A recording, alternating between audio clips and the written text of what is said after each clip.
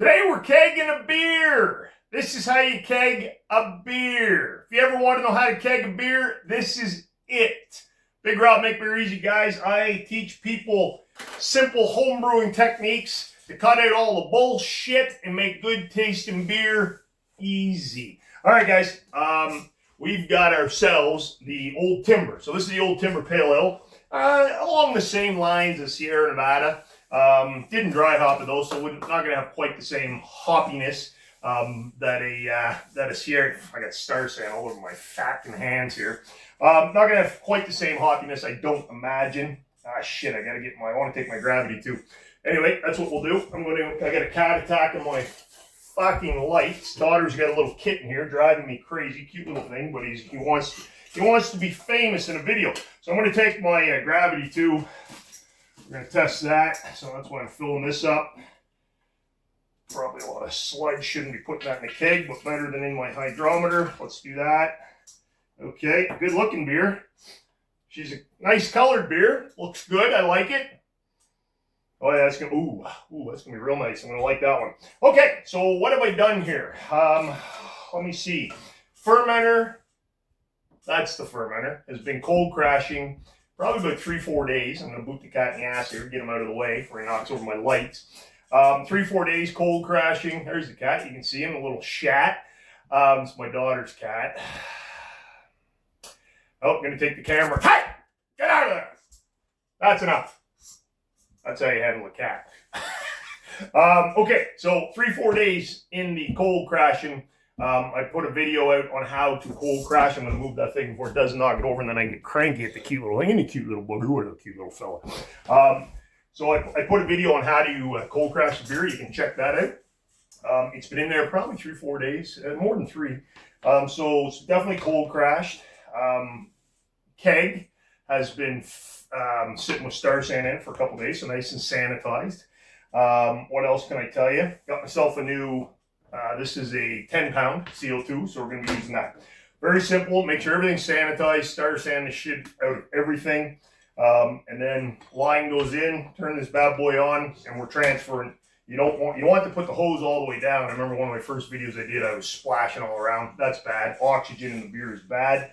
We don't want that. So pour it all the way down into the keg and let it go. And I'll be back once that's all drained out and in. We'll be back and I'll get her into the kegerator, the old Danby. I got the Inkbird, keeping that at fridge temperatures. And we're going to hook up the CO2 and we will be off to the old fucking races. Guys and gals, we are back indeed. All right, let's get this going. So we've transferred. This here is what we call it's a corny keg, but this is the pin lock. Got pins on the top of the, where you connect the gas and you connect the liquid lines, okay? The other alternative, if you're using corny kegs, is a ball lock. One's Pepsi, one's Coke. I don't fucking remember which one's which, so it don't really matter. This one's a pin. These are corny kegs. You can pick them up. Any homebrew shop, majority of them have them. Go to my blog, you can get them. They're basically just old pop soda for you soda people. Kegs work great, perfect. This is a brand new 10-pound CO2. I used to run a 5, still have it. I'll run it from time to time. So first thing you do is you connect. Once you get the lid on, seal it nice and tight. You connect it, the gas line. Next, what we're going to do, first time I've used this bad boy, not a new regulator, but here we go. I'm going to seal the keg with CO2. Make sure that the lid comes up tight. Okay. There we go. Now what I'm going to do is it's good to purge. Now again, on these ones, I don't have a release valve to let the CO2 out. So what I want to purge the oxygen out. CO2 went in. I'm going to purge the oxygen out, do it 2 or 3 times, put some gas to it. It's going to push all the oxygen out. Why? Because oxygen's bad for beer. All right, so we're going to make a fucking mess. I'm positive. I think what I'll do is I'll bring my fermenter back and I'll purge into it because it's going to want to spit shit everywhere. So I just come up with one of these contraptions right on the gas lock, gas pin.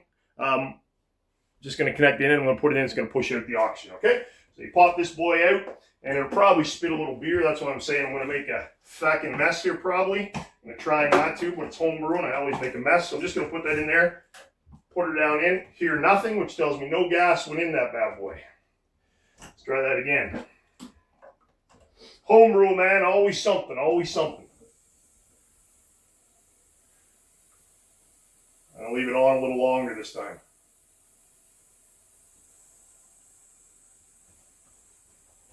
Okay, we got a leak. We got a fucking leak. I can feel it coming out through the seal. So I'm going to check that out. Always something with home brewing, guys. They can just come out. I can feel the CO2's coming right at the top of that. So I'm going to pause this video, and I'm going to figure why the fuck I got a leak. Okay, we got it. You can get yourself some. So there's a ring that goes around the cover of the lid of the keg. You can get some keg lube. Vaseline works fine. You can put that along it. It'll help seal it better. So now we're sealed, okay? I've got it sealed. So now I'm going to go back to what I was doing before we ran into little technical fucking difficulties, which always happens when you're fucking making beer. Nothing goes perfectly, ever. Cats fucking get in the way. Kegs fucking leak CO2. But great fun. Okay, we're going to purge the oxygen. There you go. You hear that? So hist. I used to brew some really good brewers. They got their own brew pub now, Hampton Brew Company. Go check them out. One of my buddies, I think they both do it. They purge like 5 times. I don't. Once or twice. A little bit I'm not gonna call it overkill. They know what they do. They make great beer. But this is make beer easy, baby. And I've never had an issue just purging a couple times. Turn her back up, filling up the keg with CO2, pushing the oxygen to the top. Turn her off. Come over here. And the other type of keg is better because you don't have to keep disconnecting. You just hit the pressure release valve, which will do exactly what I'm doing right here. Plug her back in. Listen. Nice. There goes all the oxygen. So now we are going to carbonate this bad boy. I'm going to put some, you can check for leaks by getting some Star Sand and spray bottle. Spraying it around all the connections, see if it bubbles. If it doesn't, then you're good, no leaks. I'm going to do that a little bit with this just to make sure we're good. Never had a problem with this keg or this lid before, but every day is a new day. That's some wise words from Big Rob right there. Okay, different ways to this damn cat. Oh, he's so cute. Such a cute little fella. He's a brew cat. Brew cat. People got brew dog. My daughters made me have a brew cat. 3 different ways to carbonate. Okay, so I haven't done the slow and low for a long time, so look it up. It's on my blog. It's been years since I've done that, but that's when you put it on. I'm guessing, and it may be 10 psi, 8 to 10 psi, leave her for a week to 2, and slowly carbonate. That's bullshit. Then you can do the real quick. If I wanted to drink this bad boy in a couple hours, you crank her up real high, 30-some psi, and you just roll the keg for like half an hour. I've done that before. That sucks too, but it works if you want some carbonated beer. The best way that I found, and the way I did it at my brew pub, 35 psi, gas on for 24 hours, 35 psi, not PSA, that's something to do with the prostate, PSI off. So 0 gas for 24 hours. After that, you're fully carbonated. So we are going to turn the gas on this bad boy.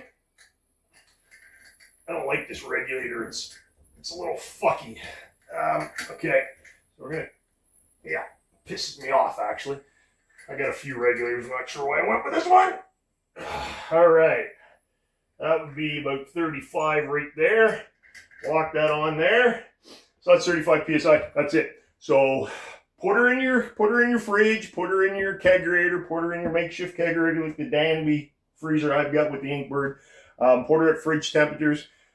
Carbonate it in there. Works better. Carbonation works better when the beer's cold and the gas. So that's what I'm going to do next, guys. And we'll be back for a taste test. Stay tuned. Subscribe to the channel if you want easy home brewing tips on how to make good beer without all the bullshit. And I actually give away my personal top 5 best-selling recipes from my brew pub on my blog, makebeereasy.com. I'll put a link under this video. You can go get those. That's what I got. Big Rob down.